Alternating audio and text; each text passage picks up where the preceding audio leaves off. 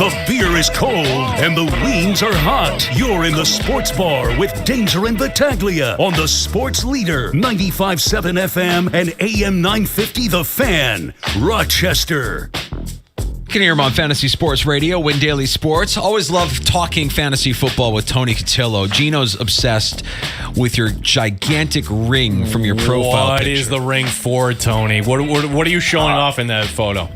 You guys know that's a Super Bowl ring. Obviously, it's not the real deal. It's a listen, it's a prototype, but it's still a Philadelphia Eagles Super Bowl ring. Oh, I thought maybe it was like your fantasy. Like this would have been like the ring to show off when you win. Oh man, so. Tony, I'm all wrong. I mean, I knew you were an Eagles guy, but I didn't realize. When I saw that, I'm like, oh, he probably won that for winning some big prestigious fantasy football league or something. No, that's where the championship belts come in. Yeah, get like the WWE replica championship belts for that. I'd rather have that than the ring. The ring's for my bird. I love it. Tony, look, every year at this time, fantasy football experts, they do their lists, they do their rankings, they do their tiers. There's a handful of players that they convince themselves they can't leave the draft without. There's a handful of players they convince themselves they can't draft. You don't have to go too in-depth because we don't have all night. I would love to just talk fantasy football and peek around inside your brain and see what you're thinking. But is there a specific player that you find yourself not leaving drafts with this draft season?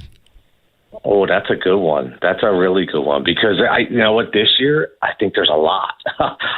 There really is, and it all depends on what kind of system that we're looking at, and that's as far as what your scoring system is. Yeah. I think the wide receivers are 100% the top position this year to really go after. And I'm going to listen. There's one guy.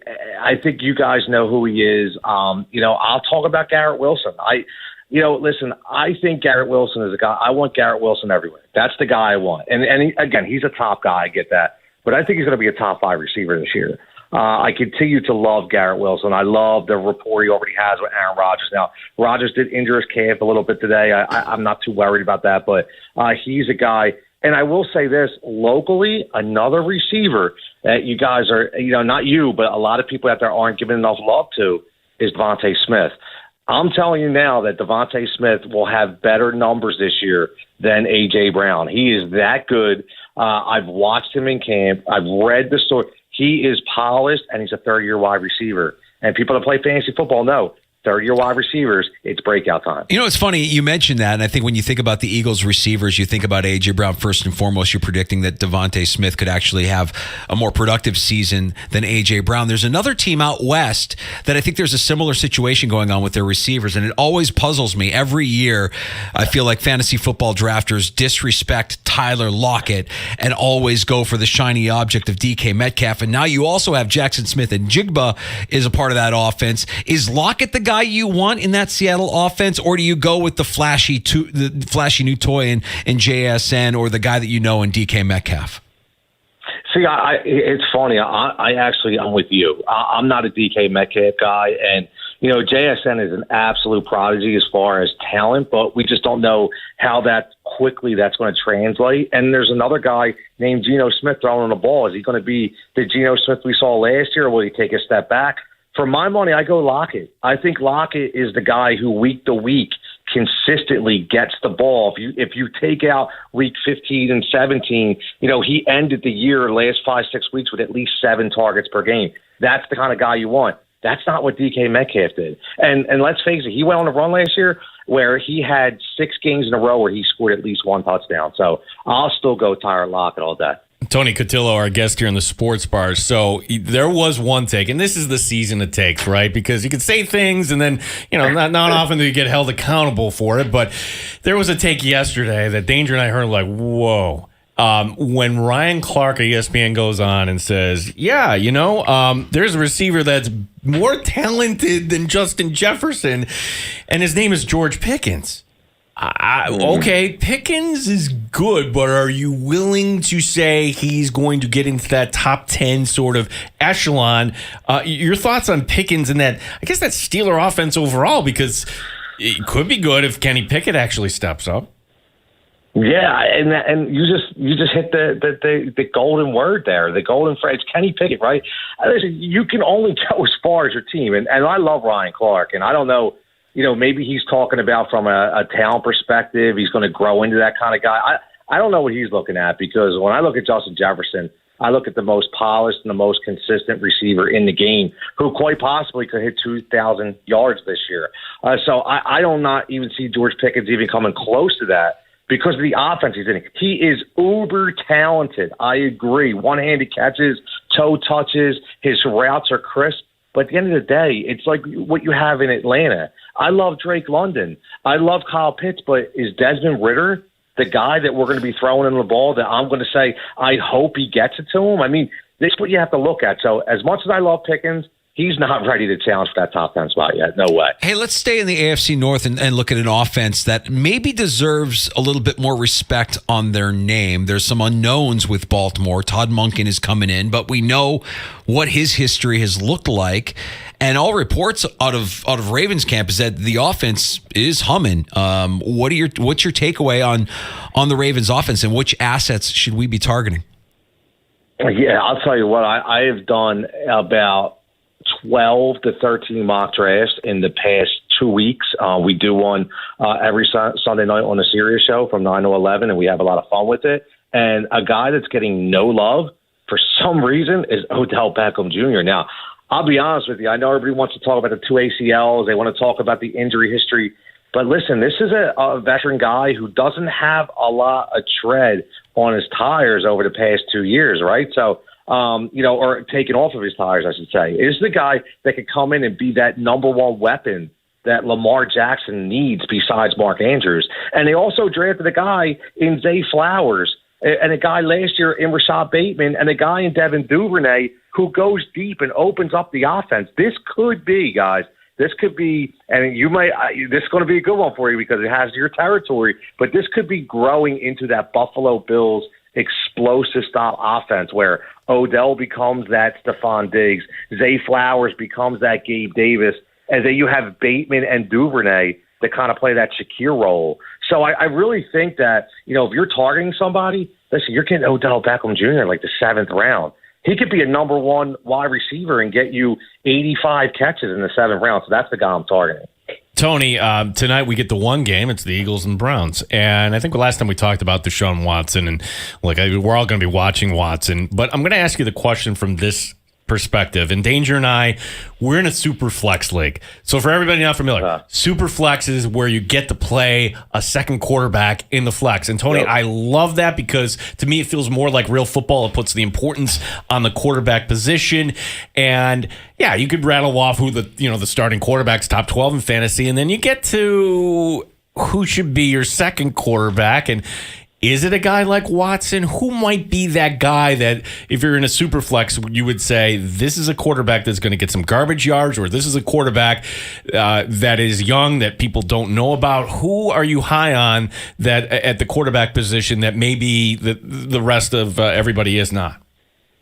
Now, I'll tell you what, I do really, really like Deshaun Watson. I do think it's his reclamation year. Obviously, I know it sounds cliche, but, let's remember, he was just rusty last year. He came into an offense he wasn't familiar with. And he's got a lot of weapons out there in Cleveland. And, for my money, Stefanski's a heck of a head coach when it comes to developing an offensive mindset. So I do like him, but there are a lot of reports out there right now that he's looked kind of flat. Remember, he's been doing joint practicing here in Philadelphia, and the reports I've gotten from a lot of my people, my sources, that he hasn't looked very good. Now, I don't know what we take out of that, but if you're a little bit skeptical, you can go down the realm a little bit. And listen, guys, Anthony Richardson is going to be an absolute stud. Yep. Absolute stud. And remember, another guy from Philly and Shane Steichen that really did a heck of a job with Jalen Hurts. Same style of quarterback. He's got to learn his accuracy. He could throw it through the wall, right? He could throw a ball 2 football fields long. It's just about accuracy, just like we see with Fields in Chicago. So I really love Anthony Richardson. And now it looks like it's his team. And, man, the sky's the limit for that kid. Yeah, Tony, I mean, when he was drafted, I kind of a smile came across my face because I remember watching him at Florida and thinking he's raw, but he's going to be something. And then to see him go to a team like Indianapolis, and now to hear them actually put that vote of confidence on him and name him the Week 1 starter. My take on Richardson is that this guy could end up having the kind of rookie season that we haven't seen out of a quarterback like him since Cam Newton. And if you were somebody who had Cam Newton in a super flex league as your QB2, you were winning leagues. Yes, absolutely. And I just did 2 Superflex mock drafts, and there literally was 12 quarterbacks selected in the first 3 rounds. I mean, and that's what happens, right? Because you get your number 1 guy, and you just hit the nail on the head. That 2015 Cam Newton year was unbelievable. If you had Cam Newton, you were unbeatable. And I really think watching the way Steichen was able to formulate an offense around Jalen Hurts and his strengths and weaknesses here in Philadelphia is the same thing he's going to do out there in Indianapolis. So, to expect 3,500 yards and 20 touchdowns is not a pipe dream at all. And that's just, to me, that's just the low part of what his game could be. Tony, it feels like it's been a long week because this happened earlier in the week, and the idea that the AFC East got a little bit better at the running back room here. Cook going to the Jets, Ezekiel Elliott going to New England. Where would you put both of those running backs here as we're all kind of updating here our list heading to our draft? This is so typical Bill Belichick. That's why I would never draft a running back from the New England Patriots. I'll tell you guys real fast, back in the day, I drafted Lawrence Maroney. I said, oh, man, this dude's going to go off. And then all of a sudden, the first game he's not even playing because Bill Belichick thinks he's smarter than everybody. So all the Ramondre Stevenson fans, I'm sorry, but I'd be nervous because I'm not saying Ezekiel Elliott's going to be a stud from a fantasy perspective, but man, is he going to steal some touchdowns. This is like Michael Bush territory. This is Jamal Williams territory. He's going to get that ball at the goal line all the time. Now, Dalvin Cook, different story. I think Dalvin Cook has a real possibility to be a really good asset because he can catch the ball. And you guys know Aaron Rodgers loves throwing to the running back. He made a living out of it out there in Green Bay, especially with Aaron Jones. That's why he got paid. So you have Breece Hall coming back from the ACL injury, coming back slow, and they have Dalvin Cook, who's got a lot left for a team that has Super Bowl aspirations. Yeah, Tony, I was going to ask you about Breece Hall and what it means for Breece Hall. How do you deal with Breece Hall, knowing he's coming off the ACL, knowing he's got competition with Cook? I mean, we've seen Breece Hall catch out of the backfield and be that kind of back that they probably want in that offense that Aaron Rodgers likes to throw to, but Cook complicates things here, right? Yeah, he really does. And to be honest with you, what you just said is why I feel like Hall isn't even close to being that 100% because they went out and got the same style of running back to at least be in that fold until he's ready. And then what you're looking at is if you're in a dynasty league or you're in a deeper kind of league, then you draft the Breece Hall and you don't worry about it. But now he drops down. And this is a guy who was going first couple rounds. I think he's got to drop down now because I think the expectation is a full split when he's healthy. And you still have Michael Carter that they do like in specific roles out there. So they're going to utilize all 3 of those guys. So it does definitely spell trouble for Breece Hall. Tony Cutillo is our guest. I always like drafting guys from good offenses. And this was a good offense like 5 years ago. Not so much the last few years, but tell me if I'm overreacting to preseason football. Because Sunday afternoon, I'm watching Saints and Chiefs. And I'm like, Carr in New Orleans. Okay, Alvin Kamara's not going to be there the first 3 weeks. He still looks very good. Wow, this looks like an improved offense. Now, is that just the preseason and the Chiefs aren't doing anything, or is that a source for some cheap points? What are your thoughts on the Saints entering 2023? Yeah, you know what? The Saints are one of my most intriguing teams because, number one, I'm really curious to see how Derek Hall really formulates an offense on another team. And I'm looking at guys like Michael Thomas, who, listen, we haven't heard from him for 2 years. Now all of a sudden he's getting healthier. Now all of a sudden it looks like he's going to play. Kamara, he drops down to that 2-3 game suspension instead of the 6 games he was going to get. So he's still going to be in the fold. He's very explosive. People are overlooking him. So I think this is interesting. It really is. But when you look at it from a preseason perspective, the only thing I look at anymore from preseason is look at offensive plays. And I don't even look at the scheme because the thing is, the one thing they can't change is the plays. They can change the scheme, but they're not changing the play. So you can look at those routes that these guys are running. You can look at kind of the scripted runs that they're doing, because they're going to be the same thing, but with different players. But the overall scheme may change and be vanilla, especially when we're talking about Kansas City, because I can tell you what, guys, Andy Reid, I watched him for years here in Philadelphia, and he showed you absolutely zero in the preseason, which is exactly what Doug Peterson does in Jacksonville. So. What about teams that you want absolutely nothing to do with? You want none of their parts on offense. I mean, like, I look out west, Arizona strikes me as a team like, I don't care who's there. I want no part of that offense. And it's funny. We were just talking about how you have to sell your soul to the devil to win a Super Bowl championship sometimes. The Rams, aside from Cooper Kupp, but even with Cooper Kupp and a Matthew Stafford who looks to be on his last leg, I'm nervous about that offense as well. Yeah, I'd be very nervous about the Rams. And the one team that you didn't mention is my undraftable talent from teams is going to be San Francisco. And I'll tell you why. You know, the only guy I feel is draftable and that you don't need to worry about is CMC. Yeah. I want nothing from Ayuk, nothing from Debo, nothing from George Kittle, because here's the deal. Kyle Shanahan found out how much he can utilize and use CMC last year. And when Shanahan finds out that he can really drill a running back into the ground, that's what he's going to do. Then that means less targets for guys like Debo. That means less plays for guys like Ayuk and more blocking for guys like Kittle. And I'm not sold on the quarterback position either. So I want nothing to do with San Francisco unless I'm getting CMC. So that's the one team, not just because they're in the West, but one team overall that I'm looking to take.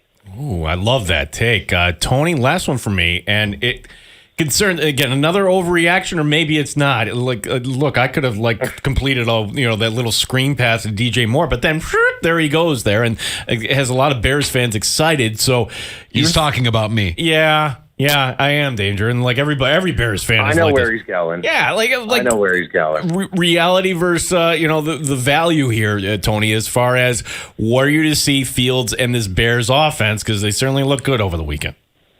Yeah, they did. And what I will, it's funny you brought that up, because I kind of went back and forth with a couple people on the timeline and through YouTube about this, and people that gave me the same deal. Oh, you love Justin Fields. He threw 2 passes for 2 yards. I said, at the end of the day, when we look at projections and we look at stats at the end of the year, does it say he threw 4 2-yard passes that went for 80? No. It says he threw for 320 yards.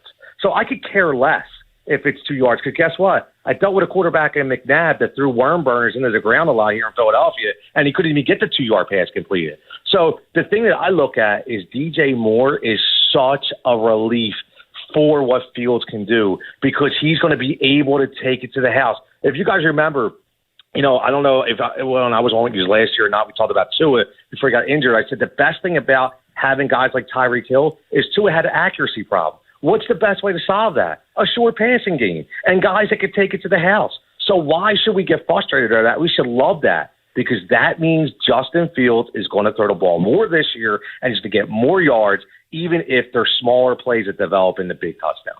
And the Bears are winning the Super Bowl based on that one play. I don't know about that. That's a little far. So if we're overreacting, indulge me a little bit, Tony. Come on. Tony, it's great having you on with us. Love talking fantasy football as we're hitting peak draft season now. Tell our audience more about where they can get your work here in preparation for their draft.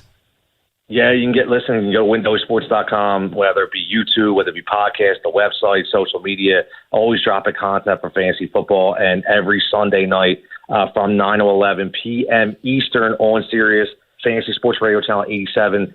We're doing mock drafts every Sunday, call-ins for the second hour. It's a lot of fun, so you can come join the party. Tony, appreciate you. Let's do this again, and good luck drafting. And how many leagues are you in, Tony? So I cut it back. I'll be honest with you, I used to be in 4, and I thought, and again, that was too many for me. So I cut it back to 2, but I do 2 best ball leagues as well. So that's, set it and forget it. So I kind of, that helps me because I'm so busy throughout the year. At least I just have to prepare for the draft and just watch the team play. Love it. Tony, appreciate the time, bud. Let's do it again soon. Sounds good. Have a great day, fellas. Tony Cutillo. You can hear him on Fantasy Sports Radio, Win Daily Sports. Great stuff there as you're preparing for your fantasy football draft.